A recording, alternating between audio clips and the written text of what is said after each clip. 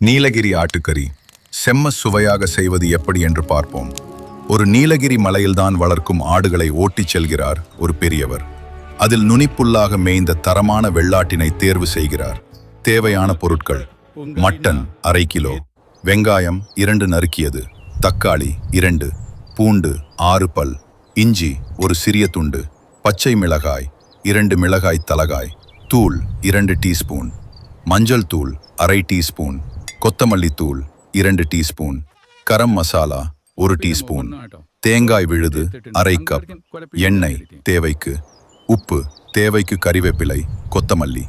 மட்டனை நன்றாக கழுவி சிறிது மஞ்சள் உப்பு சேர்த்து வேக வைக்கவும். கடாயில் எண்ணெய் ஊற்றி கறிவேப்பிலை போடவும். வெங்காயம் சேர்த்து பொன்னிறமாக வதக்கவும். இஞ்சி பூண்டு பச்சை மிளகாய் சேர்த்து நன்றாக வதக்கவும். தக்காளி சேர்த்து நன்றாக வதக்கவும். மிளகாய் தூள், மஞ்சள் தூள், கொத்தமல்லி தூள் சேர்த்து கிளறவும். மட்டனை சேர்த்து நன்றாக கலக்கவும். தேங்காய் விழுது சேர்த்து தேவையான அளவு தண்ணீர் ஊற்றி கொதிக்க விடவும்.